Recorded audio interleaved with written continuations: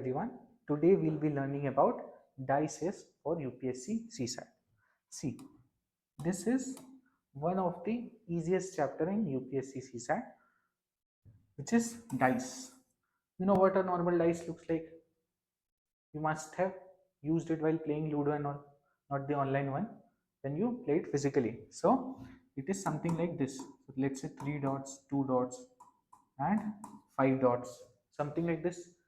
They have different dots on all faces.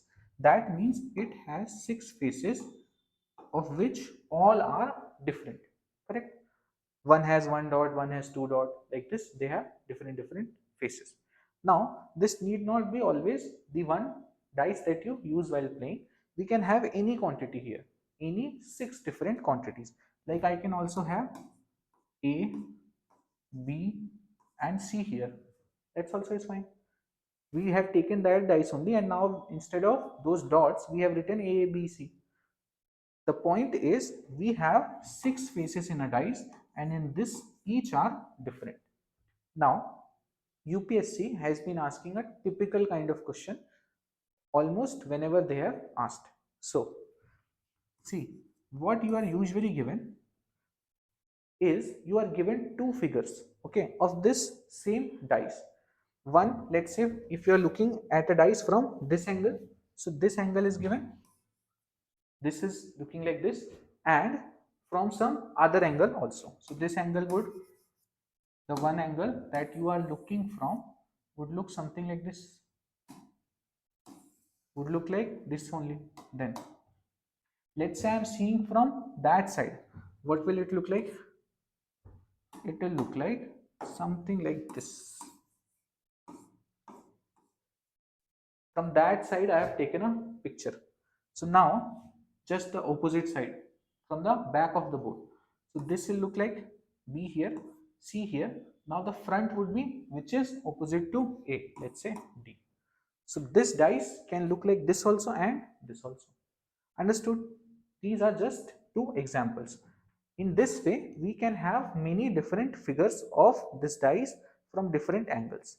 What they would usually do is they would give you 2 figures from 2 different directions, and then you are asked to find a typical question of which face is opposite to, let's say, A, which face is opposite to A, or which face is opposite to B, something like this they'll ask. Okay, so we need to learn the method by which we find this. Let's get started. See, there are 2 main cases. See, if you don't have any face in common between 2 diagrams, then you cannot guess anything. You don't know. These 3 are different, these 3 are completely different, so they have no relation in between them. So you cannot know. So the first case is when at least one face is common in 2 diagrams of a dice. So there is one dice and it has one face in common. Now look at this. Which is that one face? Look here. So one is here also, one is here also. Correct? Simple. Now other faces look 3 and 2, 4 and 5. So other faces are completely different. So what we can do is we start from 1 itself and write all numbers in clockwise direction. Similarly, we start from 1 itself and write all numbers in clockwise direction. Correct?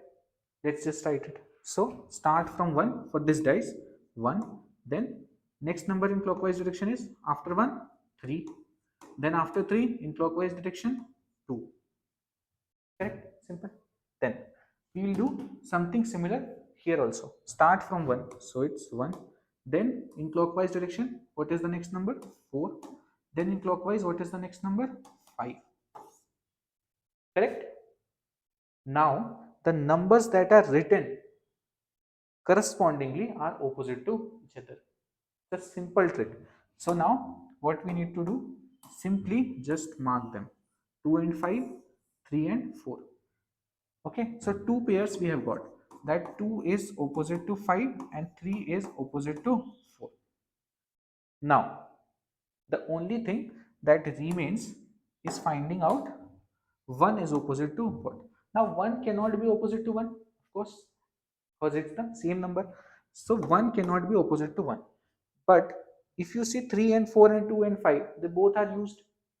They both are used in pairs. So all 4 of them are gone. They are opposite to each other. What is left for 1? So 1, 2, 3, 4, 5 gone. What is left? 6. So 1 would be opposite to 6. That's it. We have found all the 3 pairs. That means we have completely reduced the whole dice. Correct? This is how simply you can do it. First mark the common element, then just go in clockwise direction and keep writing the elements. After that, the corresponding order in which you get are the opposite numbers, and one would be repetition, the common phase. So in that common phase, the opposite will be the number which is not visible all together. Understood? Simple. Let's try this also then. So A, B, C and ABC written in some different order. What you will do? What is common? A is common here. A is also present here.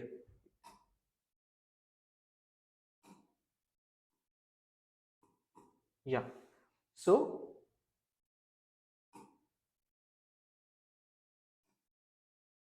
wait. Yeah. This is the question. Okay. So in this diagram, now you see only A is common between both of them. Here we have B and C. Here we have D and E. Now, if only A is common, what was our process?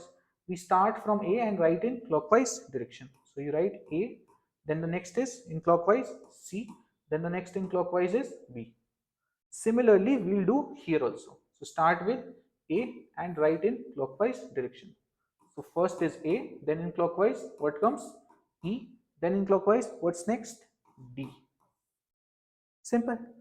Now what would be opposite to what? These pairs. So B and D correspondingly will be opposite to each other. C and E will be opposite to each other. So first two pairs will be B and D and C and E. Now A cannot be opposite to the other. Now what is done? A, B, C, D, E are done. What will be left if we are taking it continuously? F. So this would be F. So A would be opposite to, simple. Understood? Same process, start with the common element, write in clockwise direction. Correspondingly, they'll be opposite to each other. Then just cancel out this one, which is common in both, and write the uncommon element opposite to it. That would be your answer.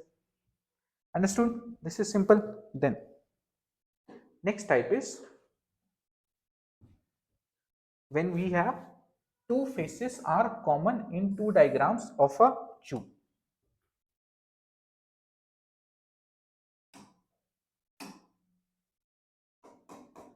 Yeah, two faces are common. Okay, in that what we had, only one face was common. Now look here. See, one is here, one is here also. 2 is here, 2 is here also. But 3 and 5 are different.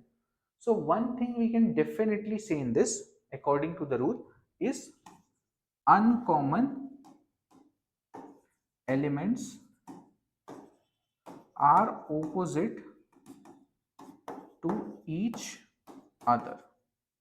Uncommon elements are opposite to each other. Correct? So 3 would be opposite to, what is the uncommon element? 3, and here 5. So 3 would be opposite to 5. Simple. This much we can say when two faces are common. What can we say about the other face? See, can we tell what is opposite to 1? No, we cannot tell exactly what is opposite to 1. But we can at least get to something. Let's see that. So, if you see 1, what is adjacent to 1 cannot be opposite to 1. What is just adjacent or touching 1 cannot be opposite to it. Now, 2 is touching 1, cannot be opposite to 1. 3 also cannot be opposite to 1. Again, 2 we have already crossed. 5 also cannot be opposite to 1. So what are the possibilities that are left? 1 is gone, 2, 3, 5. What are the remaining possibilities? 4 and 6. So 1 would be opposite to 4 or 6. Similarly, we'll have the other number, that is 2. 2 will also have these cancelled out, correct? 2 will also have 1 cancelled out, 3 cancelled out, and 5 cancelled out. What will remain? What will remain? 4 or 6 again. So 2 would also be opposite to 4 or 6, but we cannot tell exactly which one will be opposite to 4 and which one will be opposite to 6. That is the whole point. This we can tell with confirmation. This we have to say that this or this or this. We don't know which one will exactly match with the other one. Similarly you can do here also. So if you see L, L, K and K are common. So now these two faces are common. What is left? So M would be opposite to N. Correct? This is the only thing that we can say with confirmation. Other things we cannot say. Understood? This was it. Now why we are not doing if three faces are common? If three faces are common, then what? We are looking at a picture from three faces only. So if I click a picture of a dice, I can see three faces only. If three faces are common, it means it's the same diagram. It's not a different diagram. And if I get all three faces uncommon, like three from here and three from there, then I won't be knowing because nothing is common between them. So both of those cases don't hold any questions. These are the only two types that you need to know in dice. With this, if you go through PYQs, you will be able to solve almost all the questions, okay, which are on this. All the questions you will be able to solve. This was the concept. Thank you.